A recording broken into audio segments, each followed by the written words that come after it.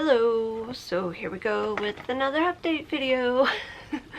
I don't really know what to talk about other than just stuff going on lately, and maybe I'll show some of my recent projects. But anywho, so tonight the CMA Awards were on TV, and my dad jokingly said that I ought to watch them because that way I can prepare for the future. And so I guess it ties into something that is going on as of lately. I'm working with some pretty big time songwriters and writing a song. It's a crazy story how it happened. Really, it was supposed to be my dad who's supposed to be writing with this particular songwriter. And so I took him over to her house, and while we were there, I just kind of threw out this whole idea thing, more so just like something that I had joked about the night before, a few days before. I'm like, why hasn't this kind of song been written? And she loved the idea. So my dad got booted out of the picture, and now I'm working on this song with her and this other lady who has worked with some notable people. So between the two of them, they've worked with the Dixie Chicks, this one band, Highway 101, which, okay, so this one, the songwriter lady that, you know, my dad was supposed to write with, she's had two well-known hits in particular, and one is the Dixie Chicks song from their first album, and then the band Highway 101 recorded her song, and they had a big hit with it. And I did not know of the band Highway 101. I feel like I've heard their name mentioned, but I don't know. And the song Whiskey If You Were a Woman, like when I heard the title, I didn't know it by name, but when I like YouTubed it, I was like, oh my gosh, I grew up listening to that song pretty much every other day of my life. I had no idea that that was that particular song. I was like, wow. So, and then the Dixie Chicks song, well, I mean, it wasn't their biggest hit from that album, Wide Open Spaces, but I mean, I knew of the song.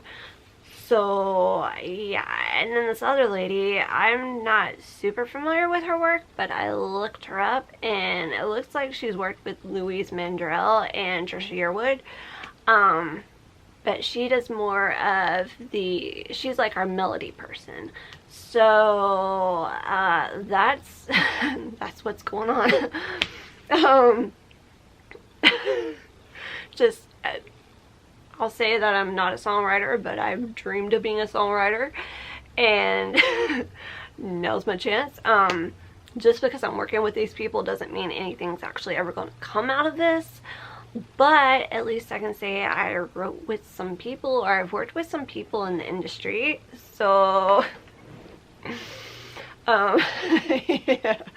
But one thing I did notice about the award show tonight, like the first song that was, or not song, first award that was given away tonight was for Song of the Year, and I noticed every song that was up for nomination, the artist was involved with the songwriting credit, which kind of makes me wonder.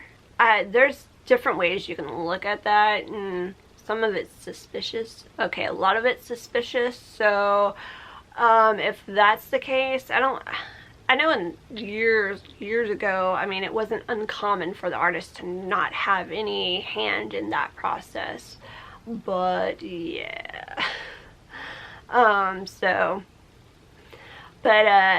There's been one award show that I've attended in my life, and that was the ASCAP Awards. I believe it was back in 2007. I want to say it was 2007. It was the year that Before He Cheats was like the big hit. Like, that was the year that that song would have been accepting awards, because that was like the big song of the year.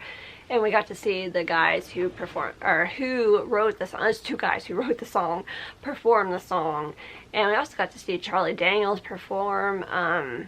with Gretchen Wilson, and Brad Paisley played guitar. I think they all played together. And then Kenny Rogers, or maybe it was Gretchen Wilson and Kenny Rogers performed together. But Kenny Rogers was there because they were like honoring The Gambler and the guy who wrote the song The Gambler. Yeah, so that just, it'd be like, for me, it'd be a full circle if I ever got to go back to the ASCAP Awards as a songwriter. Like, since that night, that's been a goal of mine, was to one day return and be part of the ASCAP Awards, but instead of being part of the audience, like just there just to watch, actually be up for a nomination. That's a dream of mine. I'm just saying. You never know. You never know. That was also the night that I convinced my dad to go into Tootsie's. Like, I was wearing, he was in a suit and tie and all decked out, and I was in a ball gown. If you've ever been to Tootsie's downtown, man oh man, that was a trip. So I'd like to recreate that, like, after going to the ASCAP Awards, possibly winning awards, dropping Tootsie's. And you know what, that actually ties into another thing. Recently we went to Panama City Beach, Florida. This is a great thing. So I had quit my job, which we're gonna touch on that here in a moment, but because of that I have freedom. So we were going to go to Panama City Beach, we just didn't know when, and so we kind of had an idea, like, this one week we were like, oh, maybe we'll go the next week, or no, a week and a half, or however. It was like, it was less than 2 weeks away, I know that. And because we were looking at the prices were good and everything. But then I got to looking at the weather forecast. Yeah, it was the week after. Anyway, so I got to looking at the weather forecast for when we were planning on going, and it looked like the temperatures were going to be kind of cooler, like in the 60s and 70s, primarily in the 70s. Like, the highs were in the 70s, and I was like, hold up. If you know about Florida, just know. Like, 70 in Florida is cold. And then I looked up the temperatures here, and we were going to be in the 60s. And at nighttime, the lows were going to be like in the low 50s, or no, the high 50s, low 60s, while down there, which was kind of comparable to what it's going to be here. So I backed it up and looked at the, like, upcoming weather forecast for the week that, while this planning was taking place, and I saw that the weather was going to be much better. It was going to be in the 80s, like mid 80s, and lows were going to be in like the low 70s. And I was like, okay, hey, so how about we just go, like, I was like, we could go, this was on a Sunday when this all took place, by the way. So I was like, hey, why don't we go, or let me just talk around in circles.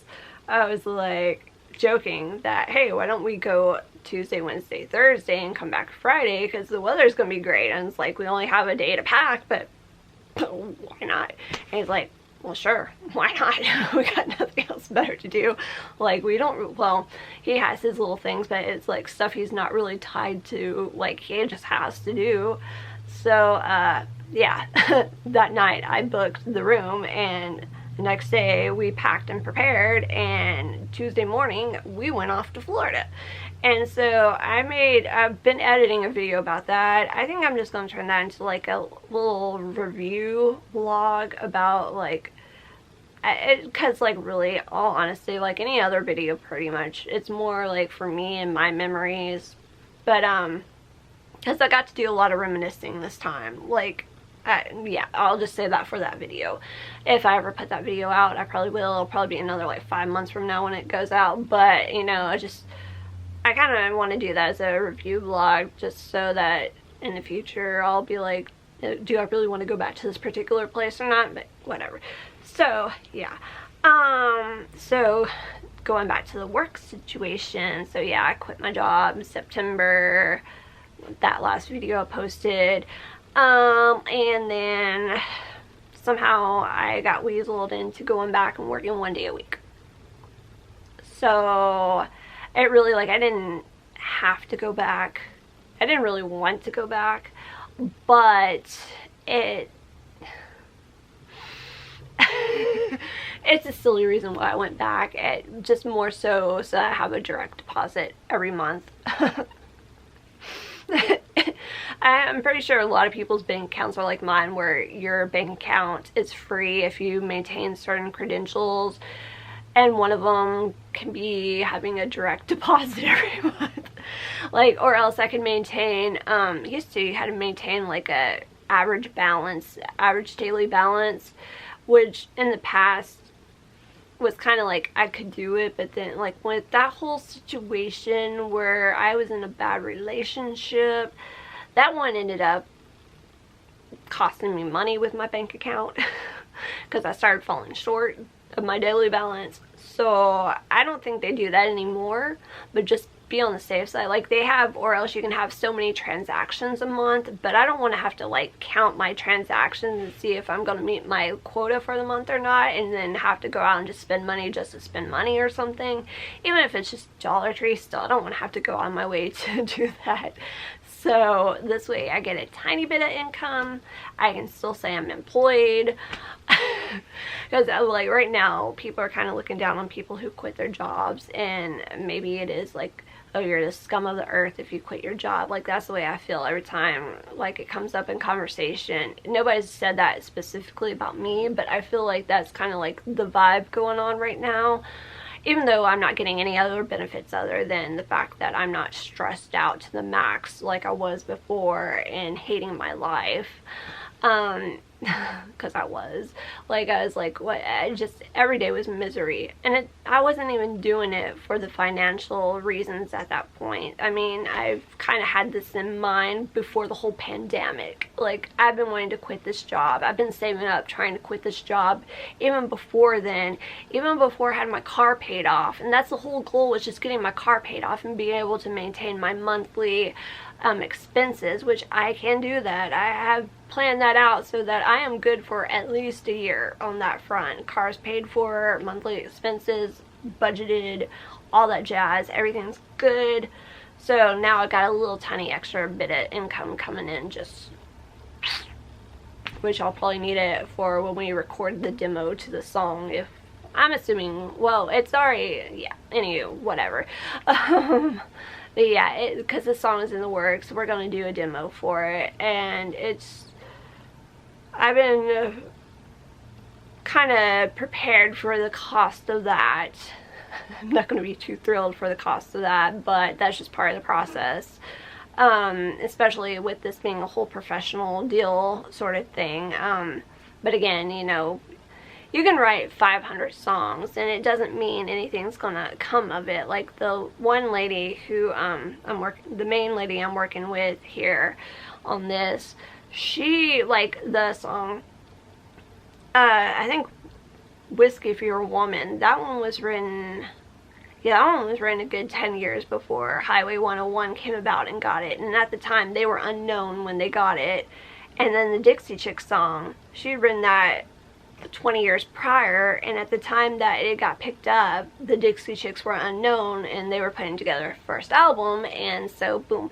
I mean, it just goes to show you just never know with the field of songwriting or anything in the music business. Like, is this gonna be a hit? Is anything gonna happen with it? So I mean, I'm excited. I'm just mainly happy to say that, hey, I've done this. At least, like this, I mean, if nothing else comes out of it, I can say I wrote a song with two well-known, respectable women in the industry. Okay, so, I mean, that's cool, and it's been like something I've always wanted to do anyway. When I was going to school for music business, before I cut my ties with school, it was just, you either went into production and technology or into the music business portion. It was recording industry, and then it was split between those two, and then later on they added a songwriting thing. So if they had songwriting at that point in time, I would have gone with songwriting. So at least this is like my way of getting to do something that I've dreamed of. I don't know. I'm just babbling to to the extreme right now. And I've got American Pickers on. Like, every time I record videos, I usually have something on in the background. And we got, okay, so I don't have cable, haven't had cable since like 2000. And since I quit my job, like, I noticed like about a week before I quit my job, we had all these news stations pop up on the antenna, the broadcast TV, and there's a couple of channels on here that show shows from like A&E, the History Channel, and I think TLC, like it, and so every day they have like a marathon of a particular show. So like today they have American Pickers, which I had in a video from years ago, back when I was dating my first boyfriend, that was introduced on this channel. We went over to Marathon Music Works, and that's where they had like one of the stores for, I thought it was the only store. I didn't know anything about the show, but the American Picker show, the antique archaeology store was over there at Marathon Music Works, which, here's another little thing. Back when I was in school for music business, I went to interview for an internship with the Music Mafia, which Big and Rich started, and it was over there at that location. So that's how I knew of the location, was when I went to go to the interview there. And I was like, oh hey, that's before like they had a bunch of other things over there at that, like they do now, but whatever. So in that video that I did, we like, it was like a holiday, I think, that we were gonna go check out the store, but it was just a ridiculous line of people, and we didn't even bother, because I mean, who's got time for that? Like, if you're a tourist, you know, or if that's your one time to ever like get out and do anything because it's a holiday, then that's one thing. But like us, and we were locals, we were gonna go back, we never went back. That's something I should do too. I should make an effort of going back over there to see if the store's even, I'm assuming the store's still open. I don't know. But yeah. So that's been on today, and the previous episode they were in Tennessee, and like I never know like if they, because again I didn't know anything about it. I thought the Nashville store was only a store, but it turns out that was like the store that they opened up later on after the show had already been established and whatnot. But sometimes they're in Tennessee, and it's fun to watch them when they're in Tennessee, because I'm like, wait, did they say where they're from? Anyway, not that anybody cares, but anyway, that's what I'm watching.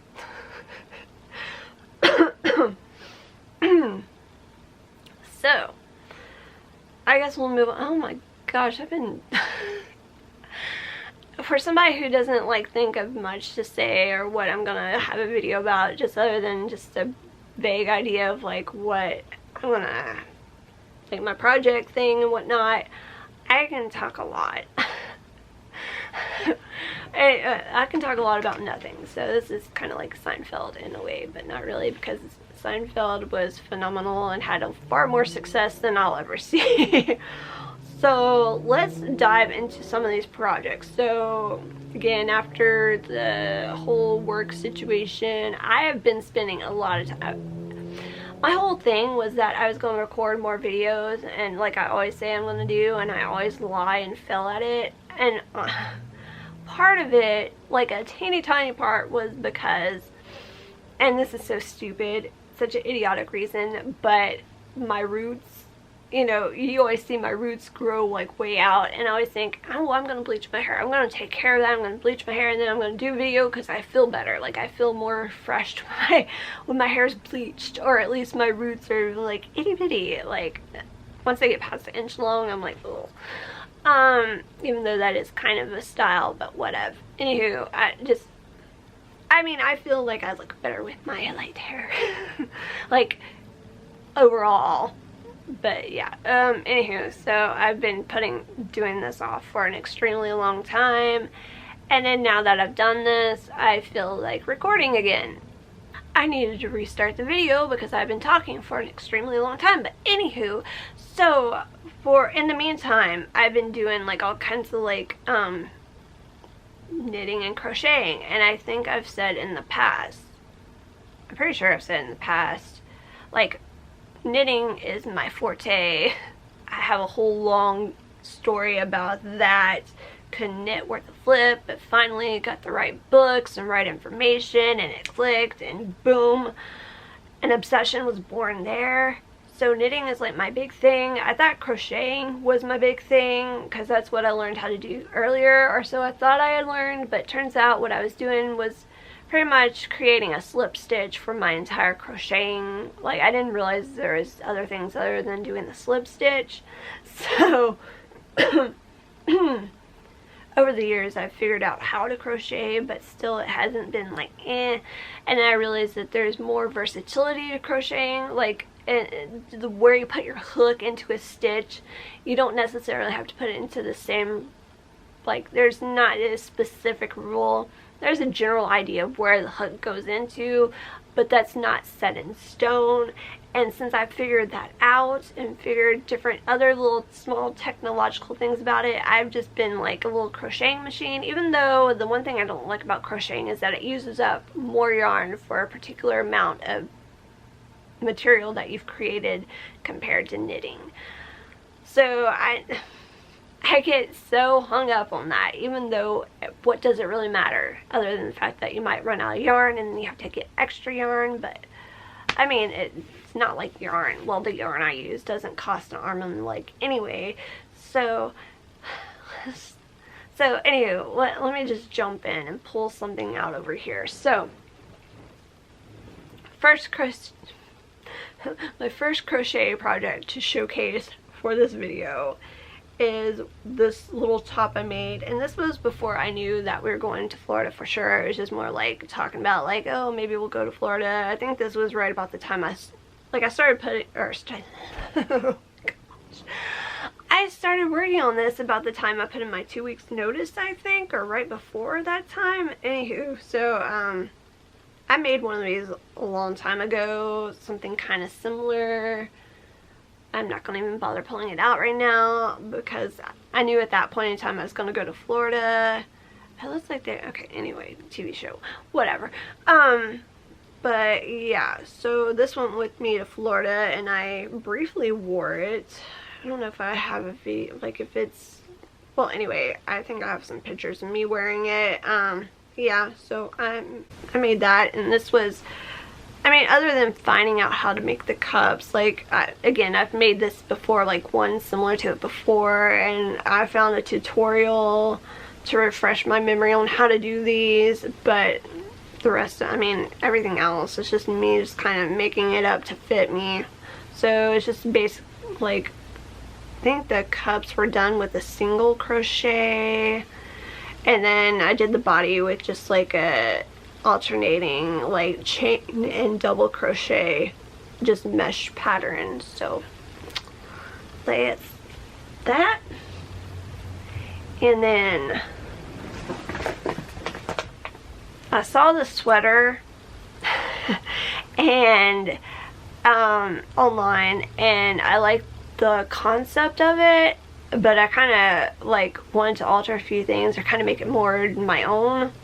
So I made this, and then I made the body of it, but then I wasn't sure what to do about the neck, so I kind of added on to make like extend it so that it'd have a separate like shoulder area and give more of a neck area. But then I realized I shouldn't probably have done that, and so I started working on the arm, and I didn't like the way the arm was turning out, so I just stopped. But this is what I did of that, and this is as far as I got for the arm. But it was too bulky, like under the armpit was like way too bulky, and it was looking kind of funky when I put it on. And again, I didn't like what I did with this extra that I added on for like to make the shoulder area, and then it was not working. So I'm keeping it like it is just for reference. But then I started on another version of it, which is, again, looking at it, it's gonna be like, it's similar, but yet it's similar concept, but I altered a few things. And so this is one panel of it, but then my dumb butt got distracted towards the very end.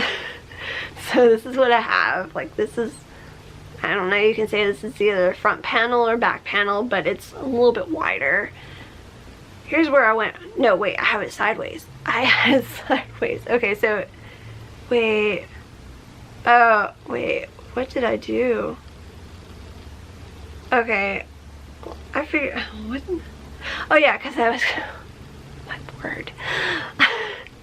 So, okay, so this is the way it's supposed to like go this way, like, and then it's gonna go into like the arm, and then I'm gonna extend the arm out here on the sides. This is what's throwing me off, because when I crochet it back and forth, like in this direction, like I go back and forth, that way to make it, you know, like this. But this is where I really messed up, and I don't know why. But while I was making it, for some reason, I don't know what happened.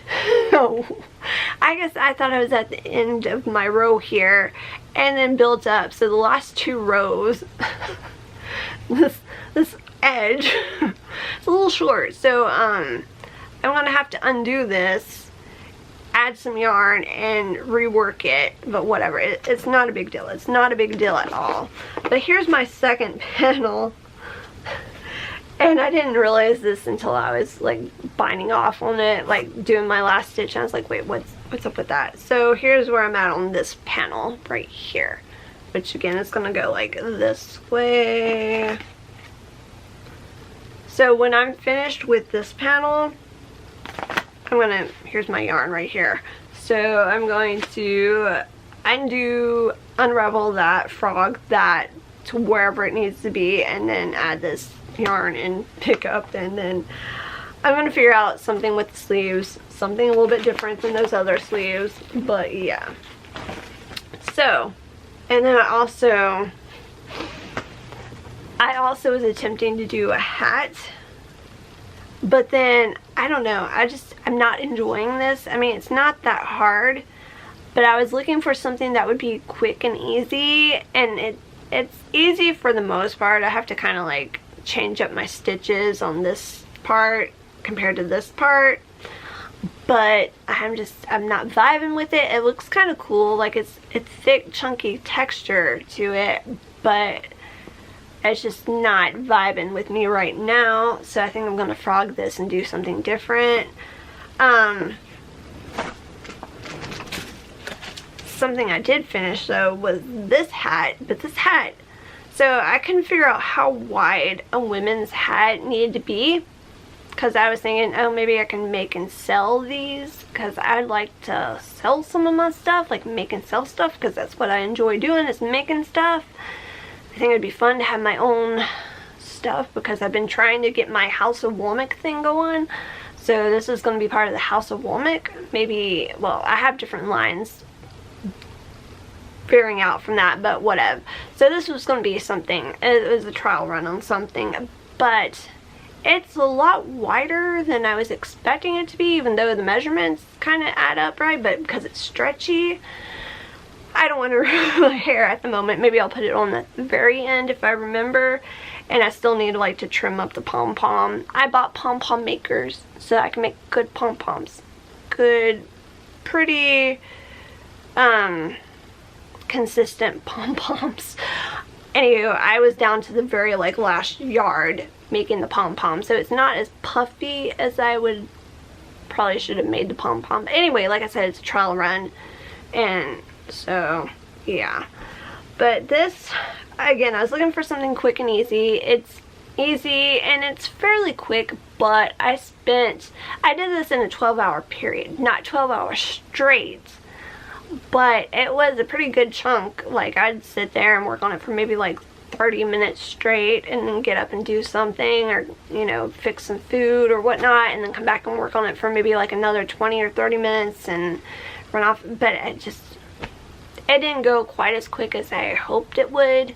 And even if I like get into the vibe and like the whole like, what's the word I'm thinking of?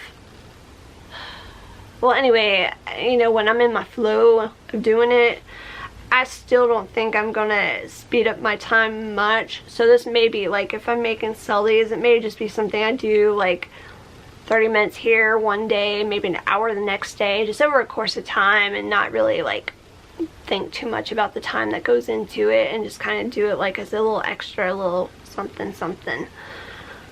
But yeah, and I don't know, like I almost was considering, and I probably should have, doing like a different color pom-pom, like so that they're not so matchy-matchy, like maybe like a white pom-pom, or like this sweater thing that I'm working on right here, like this is like straight up bright white, whereas this other hat project I was previously working on is some kind of, it's like an off-white. It's called soft white, so it's more like a eggshelly white.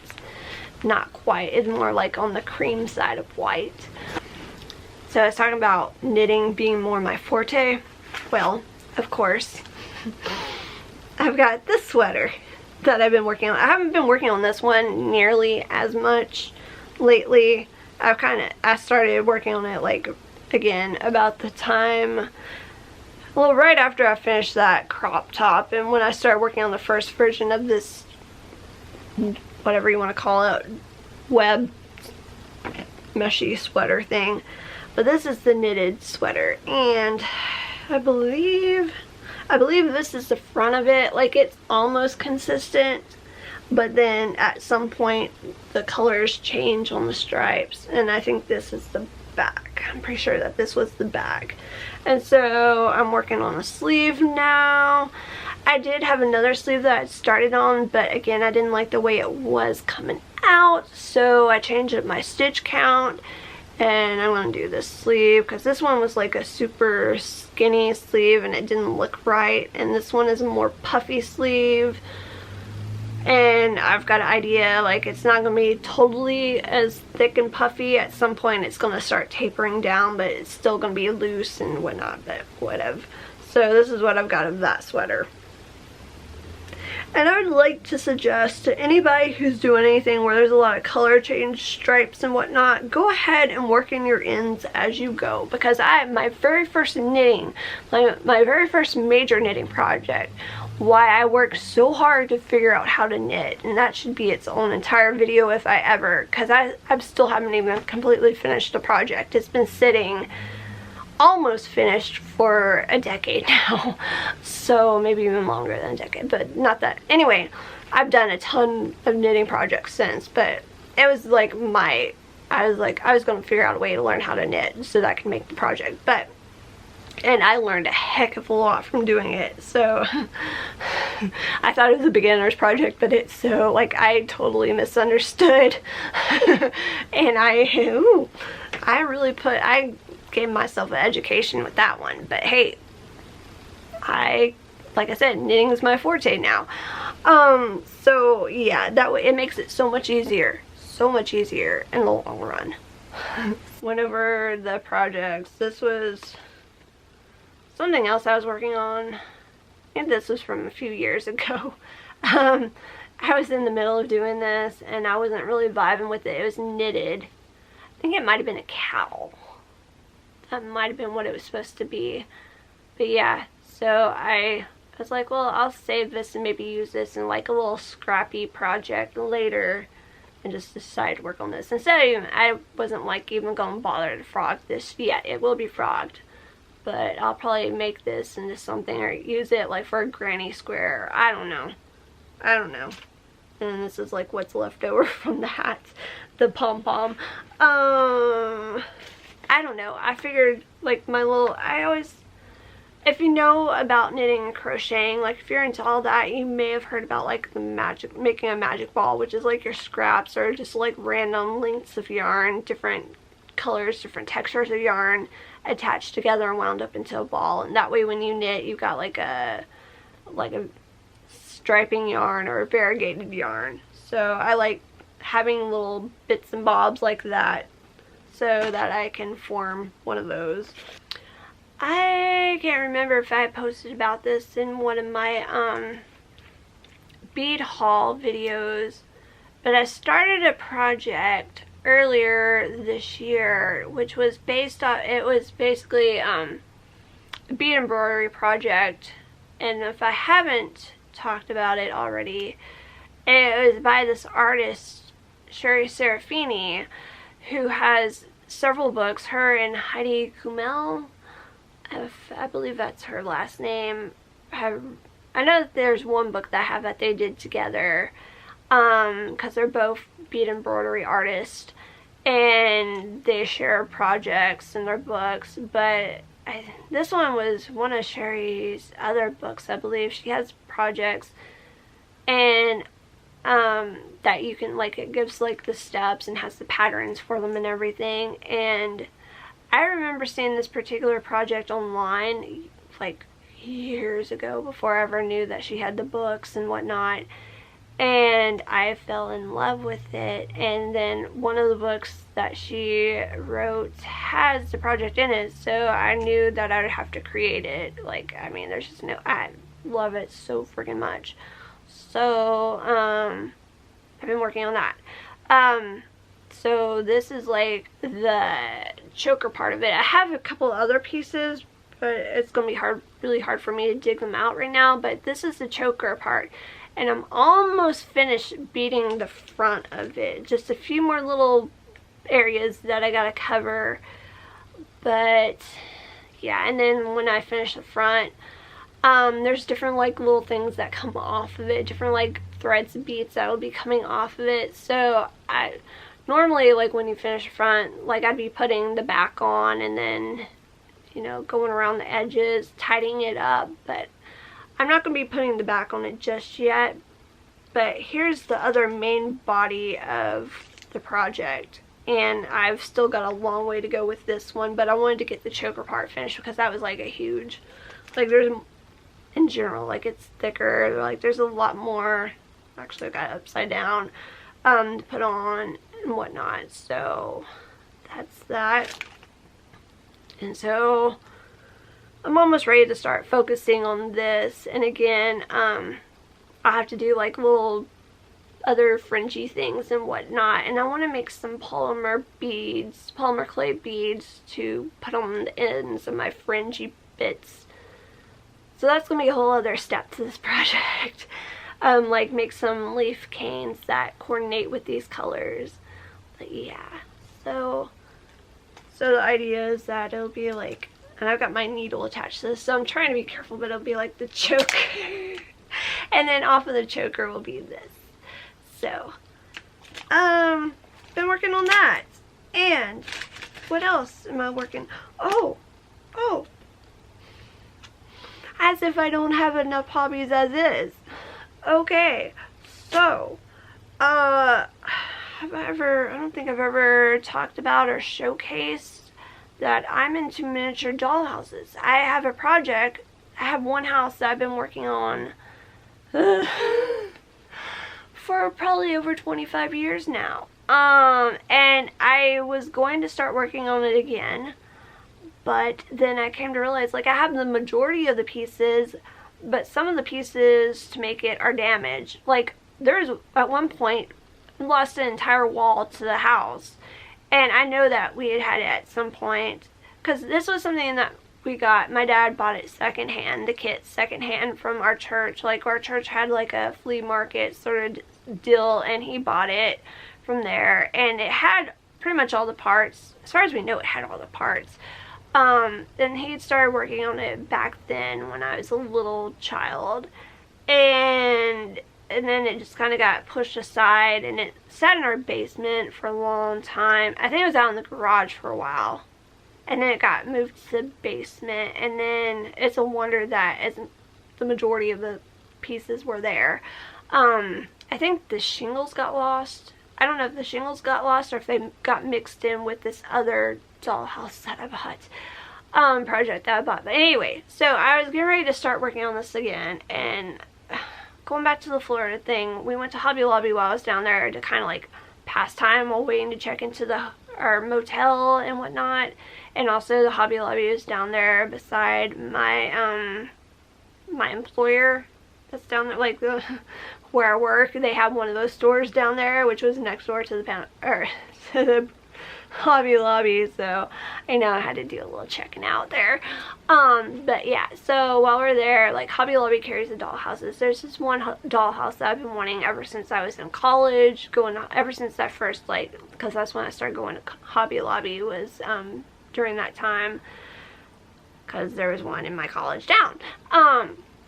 Anyway, there's a dollhouse, and these two you could get 40% off the dollhouses, but when they did away with the coupon, there went that. So there's so many times I was going to buy this darn dollhouse, but while I was down there, I pointed it out to my dad, and I think I pointed it out to him years ago several times, but he decided that's going to be like his big Christmas present to me, was this particular dollhouse.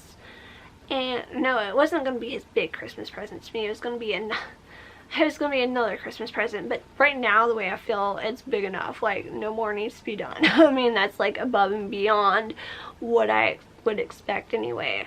So so I know what I'm getting for Christmas, but I'm stoked about it. So like, you know, that kind of, I mean, I've been thinking about it a lot lately since I have more time to do that kind of thing. But anywho, so I was like, well, I need to finish up this first dollhouse. And then I started getting an idea with what I wanted. How, like, I've always had an idea of how I wanted to do it. Like, I was thinking about keeping it like a traditional decor, but then I had this idea. And then the second dollhouse I have a second dollhouse that I bought back when I was in school. I bought it on eBay because it was like a rare find back. I guess it's still a rare find. I mean, it's so the first dollhouse is the Duracraft Newburgh. The second dollhouse I bought was the Duracraft Queen Anne. And as far as I know, everything's there to it, but I have this clear idea with what I want to do with the Queen Anne, which I'll go into another. I won't go into all that right now. But basically, I'm thinking, because Duracraft, from what I understand, they would include a little bit extra, like of the trim and whatnot. So if you mess up a piece, you've got a little extra to work with. And since but they would also like offer, if you need a replacement part, they would offer the replacement part at no extra charge. However, it's been decades ago, the company's no longer around, so you can't get extra parts from them.